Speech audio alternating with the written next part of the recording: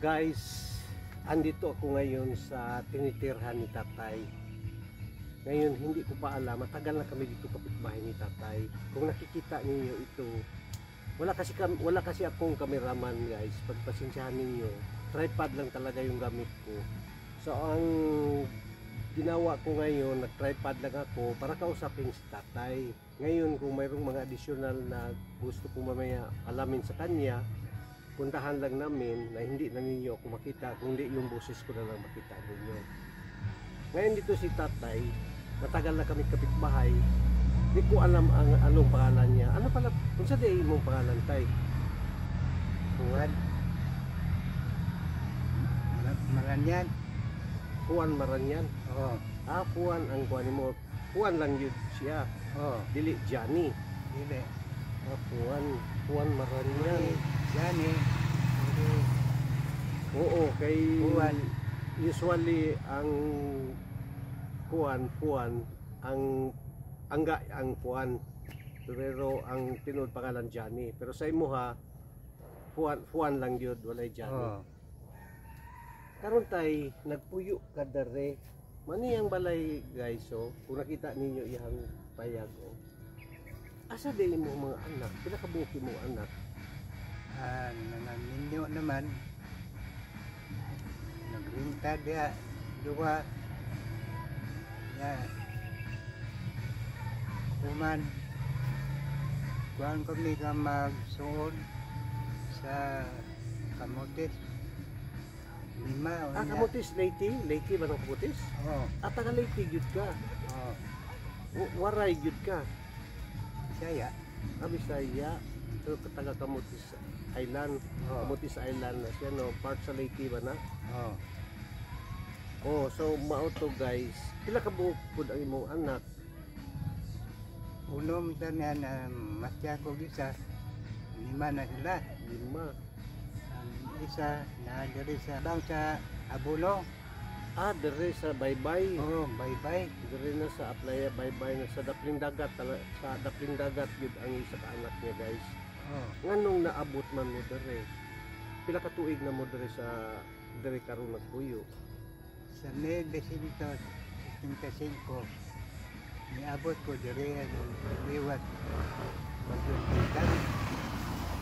Ah, 1985. Oo. 1985 nagpuyo. Pero minyo na ka anak daan. Ninyo na ko. May namal nagkuha na lang mo dre, nag-migrate na mo dre. Nag-migrate sila dre guys. Murag pareha lang gyapon ako, nag-migrate lang dre. Na adto ko dere, tungod dere ko nagminyo. Sa iya ha, minyo na siya daan, nag-migrate sila nga tibok pamilya dere. Karon unsa may imong pangita kaniadto? Kuan. Isa saka bono. Dagan alublak. Dagan trabaho kuan ako para makapamugas. Makakaon po na akong mga pamilya. So ang iyang trabaho guys is mo katkatay siya og lubi, bunot ana kuan harvester o lubi. So karon wala siya di siya kuan, wala gyud si tatay o kaning regular nga skilled or kaalam nga trabaho. Mao na nga hantud karon ang iyang mga anak wala pa naka-graduate, wala Wala. naka-eskwela. Wala. Karon guys, titignan natin yung kuha niya, yung status ni tatay. Gusto ko sana magtulong sa kanya pero alam niyo ako, mahirap din ako. Kung alam niyo yung history ng buhay ko, nagmula ako talaga sa walang-wala kasi yung lugar namin isa sa pinaka known nga lugar na mahirap mamuhay dahil laging magulo. Hindi ko na lang banggitin yung lugar. So anyway, titignan natin ngayon yung tinitirhan ni tatay. Tinatanong ko kasi yung anak niya one time kasi nagpatulong ako dun sa anak niya. Tinatanong ko yung status niya dito kasi kapag mag-ulan guys, ito guys, punduhan na ng tubig ito. Pundo ang tubig dito. Kasi tignan natin yung loob ng bahay niya guys. Oh, yeah, oh. Dali. Nalan ako. Tayo. Yan ang yan ito yung ngayon nagtatanim si tatay dito, yan oh. Yan, tapos itong lugar na ito hindi sa kanya ito.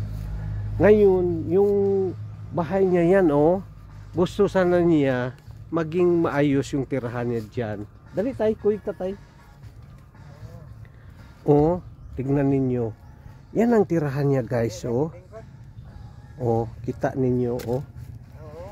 Yan, ganun siya kahirap talaga dito guys oh. Ako nakuha ako na-touch ako masyado dahil matanda na si tatay. So tignan ninyo yung tirahan niya. Gusto ko sana siya kahit maayos lang andoon kasi nakita ko ngayon mayroon kasing binakbak dyan na bahay dyan sa kapitbahay din. Andyan nakakuha sila, parang binigay sa kanila yung ibang mga parts niya.